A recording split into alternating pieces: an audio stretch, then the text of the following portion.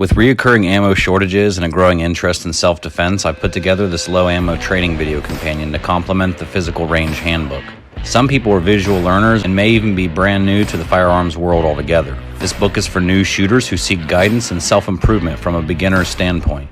This is not considered a replacement to seek professional firearms training. This booklet isn't anything revolutionary, rather a small range bag-sized course so that a game plan has been laid out for good use of range time.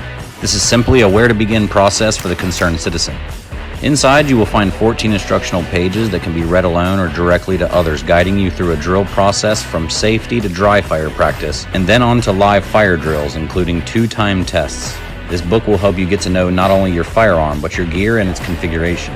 To begin, you will need some required items and a low ammo count of 100 rounds of rifle and pistol ammo each. If you want to score the timed test, you will also need a shot timer like this Pocket Pro 2. This is a handy device that you will learn to love as a tool to improve both speed and accuracy. This is also to calculate your hit factor score, which we'll touch on later. You will need a rifle with a sling and 2 magazines for the weapon.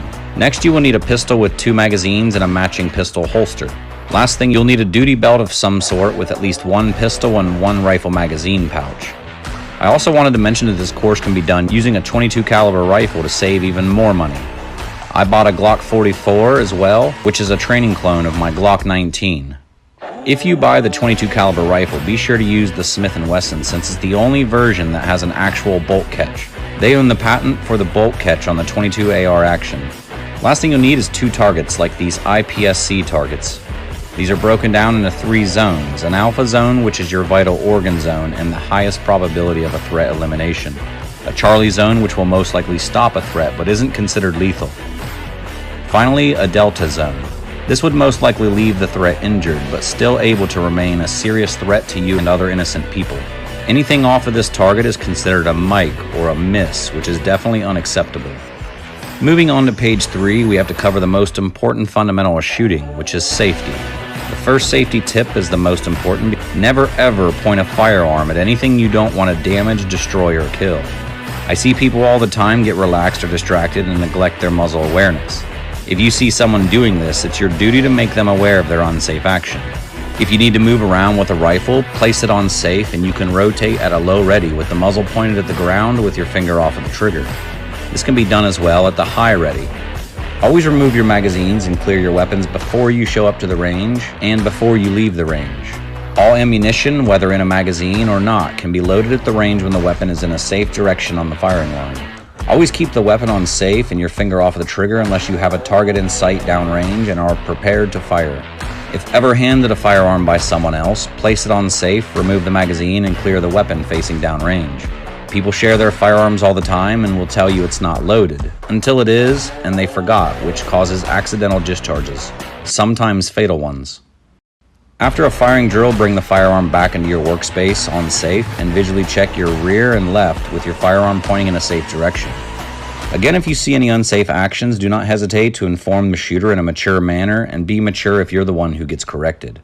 At the bottom, we can start our first dry fire drill, which is the safety on-off drill. The Armalite rifle must be charged in order to place on safe, so charge the rifle, inspect the chamber for ammo, and place it on safe. With your pistol holstered, begin with your rifle starting from a low ready. Simply present the rifle to the target while selecting the safe lever to fire. Scan your targets and check your rear and select the weapon back onto safe, returning it back to a low ready position. Off to the side, the book includes how many reps I recommend. In this case, it's 10. With the pistol, rack the slide and place the pistol on safe if it has a manual one and reholster. Present the pistol to target while selecting to fire. Scan your targets, check your rear, and select to safe and reholster. This may not seem very fun, but it will build muscle memory preparing you for live fire drills and is essential for team courses of fire. This safety on-off drill will be applied for the rest of the drills coming ahead. These next drills are not exclusive to only range time. These can be done at home in your spare time and is highly recommended. With low ammo, each shot will count, and these dry fire drills will increase your speed and accuracy before you ever fire a live round. There's no point to shooting if you can't hit anything, and relying on lucky hits isn't the right mindset. Dry fire is completely undervalued, and best of all, it's free. The trigger squeeze drill is up first with no ammo and all magazines removed. Make sure both weapons are cleared, charged, and on safe, with your pistol holstered and your rifle at the low ready. Starting with your rifle first, present to target selecting the fire like we practiced and slowly squeeze the trigger until the hammer releases. The purpose of doing this with your rifle is to only release the hammer when you have your sights on the intended point of impact and become familiar with your trigger pressure. Armalite rifle triggers come in various pull weights and you should become familiar with your trigger's sensitivity. Recharge the rifle, place it on safe, and begin again from the low ready for a total of 10 reps. Switching now to your pistol, which should still be charged, on safe, and holstered. Pistols are much harder to master than rifles. Presentation and trigger squeeze are the two main fundamentals that will increase your speed and accuracy with pistols. I'm going to put major emphasis on these so that you understand what is causing a miss. First, you need to have a good grip on the weapon. The more surface area you make contact with on the pistol, the better you can manage recoil. This thumb-over-thumb grip may be awkward at first, but will become essential for advanced shooting. When slowly pulling back on your trigger, with your main focus on sight alignment, you should have no muzzle movement when the trigger breaks for the dry fire shot. Although the book recommends 10 reps at the range for warm-up, I recommend doing as many of these in your free time until you have no muzzle movement. Now that you understand what you need to do, grab your pistol without looking for it and present to target while eliminating the trigger take up to the wall and slowly focusing on your sight alignment as the trigger breaks. After this, the handbook will instruct you through a few more dry fire drills like the tap rack for both the rifle and pistol. On to page 5, you will practice both speed reloading and tactical reloading for your weapons, as well as transitioning drills for your rifle to pistol. Again, these dry fire drills can be practiced at home throughout the week until you can make time for the real range. This leads us directly into our live fire section of the handbook. Up to this point, you've practiced safety and your dry fire drills, and we can begin to learn some useful command drills. These will be done from a static, stationary position for the sake of learning. The cool moving stuff can be learned later after you've mastered these fundamentals from a stationary position first. Each one of these drills has a purpose and plays into the round count that I've designed into later courses of fire to see if you can perform under stress. The first is a single shot up drill. This drill is a reactionary drill in the event you have to rapidly engage a threat that is already trying to engage you. The goal is to draw up, pulling your sight picture into your view and place a torso A-zone shot before they fire. Start slow and eventually you will get faster and more accurate with practice. The next drill is a re-engage.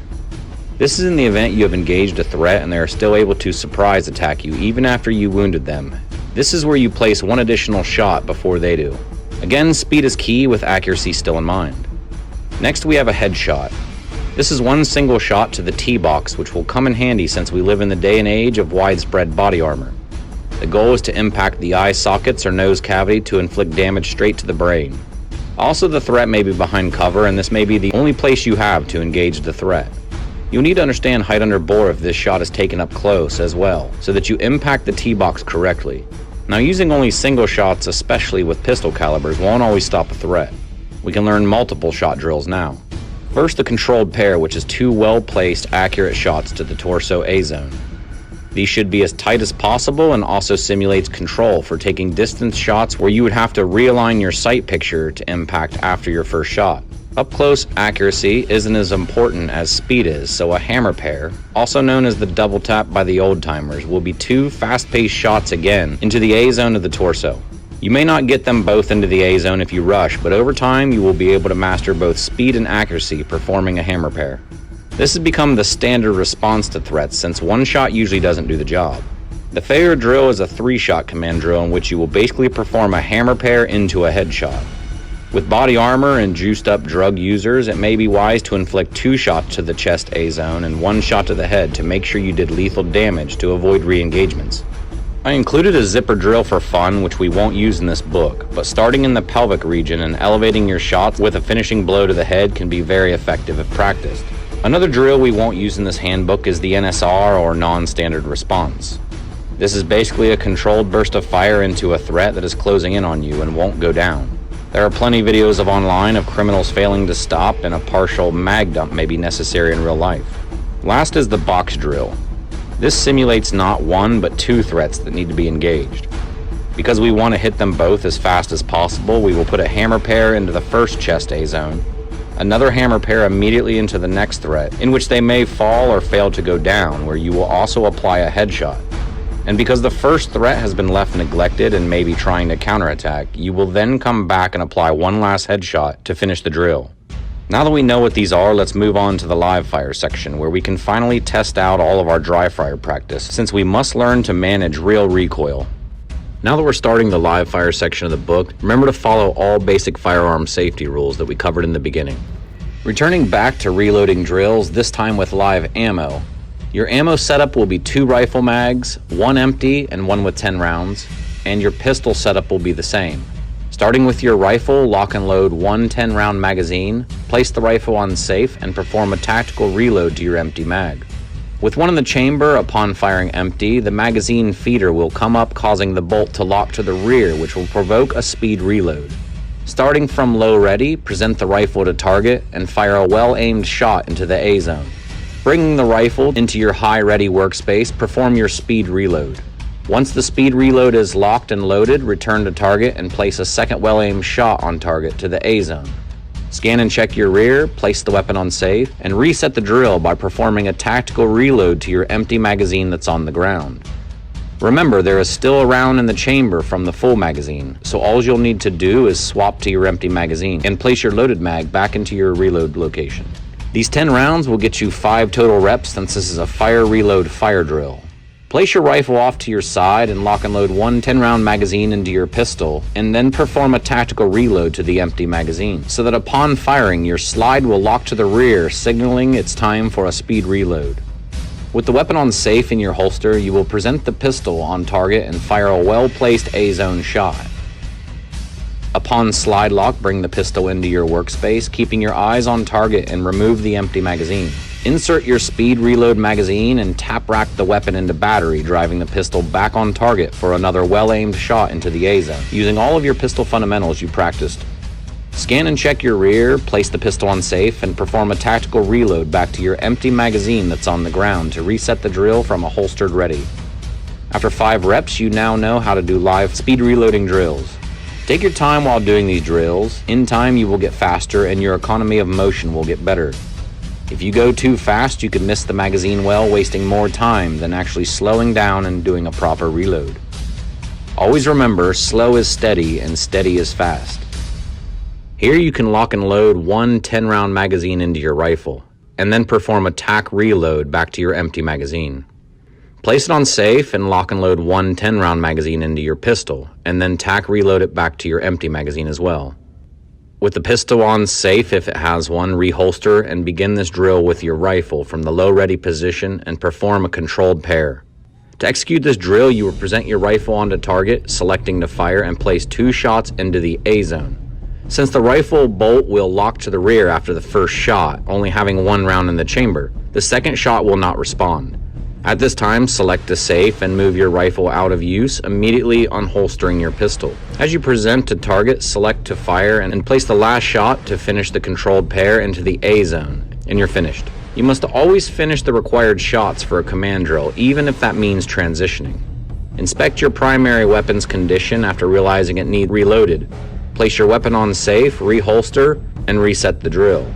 This means on safe, reload your rifle, tack reload it back to the empty mag, then lock and load your pistol and do another tack reload to its empty mag as well and reholster. With your rifle back at the low ready, you can begin your next rep. This round count will allow you 5 reps in total. Moving to your second and final transition drill, we will this time combine 2 command drills to perform a hammer pair into a failure drill. The ammo for this drill will be 3 and 3 in your rifle magazines with 2 and 2 in your pistol magazines. Lock and load 1 3-round magazine into your rifle, select to safe, and then lock and load 1 2-round magazine into your pistol, selecting on safe and reholstering. With your rifle at the low ready, you will present to target and execute a hammer pair into a failure drill. After your first shot into the failure drill, your rifle will run empty, and since we always finish out the command drill, you will immediately transition to your pistol and finish the failure drill. To finish, you owe the target 1 more shot to the chest and 1 final shot to the head with your pistol. Scan and check your rear, check the condition of your primary, and then reset the drill. To save ammo, we will do 1 more rep by lock and loading your last rifle magazine, placing on safe, reloading your last pistol magazine, placing on safe, and reholstering. Again from the low ready, execute your second hammer pair to failure drill with transition to pistol. Before moving on, we'll briefly cover height over bore for close quarter engagements. You need to know how high your optics point of aim sits above your bore, which is where the actual round will travel. It has not traveled upward to your line of sight yet at this distance, depending on the zero you choose, so you might need to aim slightly higher to impact the tee box correctly. I have other videos explaining height above bore, and in this case, we will be watching for height under bore. Now that you have some practice reloading and transitioning, we can move on to page 10, which is your first full course of fire. This course of fire will combine all of the fundamentals you have practiced up to this point: safety, trigger squeeze, tap racks, reloading, transitioning, and finishing out a command drill. This first run is practice, so take it slow and listen to the commands. As the course of fire continues, your round count will diminish in a way that forces both transitions and reloads. For the practice run, it's okay to inform the shooter both what the drill is and that it will induce a transition or reload when necessary. You will need 2 10-round magazines for your rifle and 2 5-round magazines for your pistol. We'll follow the round count up here to understand what happens. To start, lock and load 1 5-round magazine in your pistol, selecting to safe and reholster with a 5-round reload ready to go. Now lock and load 1 10-round magazine into your rifle, selecting to safe with 1 10-round magazine in a reload location, and begin from a low ready position. For the sake of understanding the round count, we have 1 in the rifle chamber and 9 in the magazine. Your pistol also has 1 in the chamber and 4 in the magazine. The first drill is a hammer pair. Ask the shooter if they understand the drill, which is 2 quick shots to the chest A zone. Confirm if the shooter is ready. On the sound of the timer, present to target, selecting to fire, and execute the drill. If you follow the round count, we now have 1 in the rifle chamber and 7 in the magazine. Inform the shooter that the next drill is a failure drill, 2 to the chest and 1 to the head. If the shooter is ready on the sound of the timer, they can execute the drill. Now, with 1 in the chamber and 4 in the magazine, have the shooter perform a tactical reload on their rifle. Remember, this is just topping off the weapon. With 1 still in the chamber and topping off to a full magazine, we have 1 chambered and 10 in the mag. With a box drill up next, we follow the shooter confirmation procedures and watch to make sure the shooter is performing all of their learned fundamentals. Watching our round count, we now have 1 in the chamber and 4 in the magazine, with 4 in the spare from our tactical reload on our belt. Next, the shooter will perform a controlled pair. With 1 in the chamber and 2 in the magazine, the shooter will now perform a hammer pair. Now here you can see with only 1 left in the chamber, the shooter won't know the magazine is empty because the bolt is still forward in battery with their last round. The next drill is a failure drill, and here you can see it's going to force a transition to pistol to finish the drill after the first rifle shot causes a bolt lock on empty. The pistol now has 1 in the chamber and 2 in the magazine. After they scan their targets and check the rear, hopefully the shooter has inspected their rifle to see what correction it needs to get back up and running. Don't forget to remind them if they didn't. Now instruct them to perform a speed reload on their rifle to get it back up and running, and then a tactical reload on their pistol. Up next, they will execute a controlled pair. Confirm they understand and are ready to fire. Our round count is now 1 in the rifle chamber and only 1 left in the magazine. With a failure drill up next, the shooter will be forced to transition for the final headshot, leaving our primary completely out of ammo and our pistol sitting with 1 in the chamber and 4 in the magazine. Since we may end up completely out of primary ammo in real life, we might be in a situation where all we have left is our secondary weapon, which is how the last of these drills will be completed. This is where pistol fundamentals will really pay off.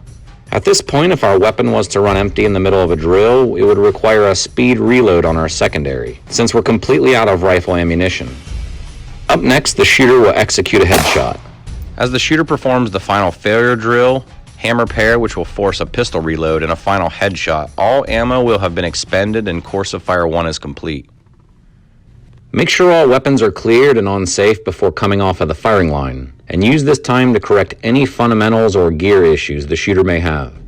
Now we can go to page 11 where we get to do our first timed test. The timed test serves a few important functions. First, adding time increases stress, which may cause confusion and execution errors. The shooter will also not be warned when a transition or reload may be needed. If they freeze up for a second, it will only hurt their time. The time also helps to add a competitive aspect to these drills because good old-fashioned losing to your friends must always be avoided. Taking your total points scored by zone and then dividing by your total time gives you a hit factor score. This is basically how many hits per second you executed. It balances both speed and accuracy. Too fast and you may miss and hurt your score, or too slow and the time will also hurt your score. When you're done, you can not only learn where you need to improve, but you can also overcome pressure and prove your skills. The ammo for time test 1 is 2 4-round rifle magazines and 2 2-round pistol magazines. Lock and load both your weapons on safe, and with your pistol holstered and rifle at the low ready, you can begin.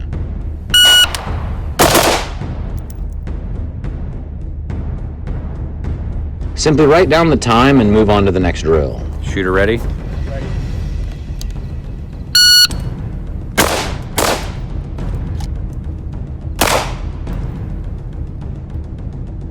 Now, after writing down the time, have the shooter perform a tactical reload on their pistol and speed reload on their rifle before executing drill 3.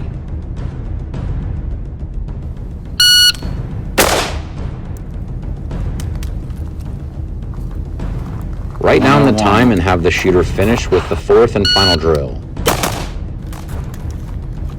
Here we can write down our total time combined, and after the shooter has cleared both weapons and placed them on safe, we can go downrange and tally up the score. His total score of 44 divided by 9.94 equals a score of 4.42 hits per second. The shooter should feel a good bit of pressure compared to all of the drills before. After all shooters have filled out their time tests and all of the smack talk is finished, we can move on to Course of Fire 2 on page 12. This is the final stress-free chance to polish up any shortcomings until this point before the final time test.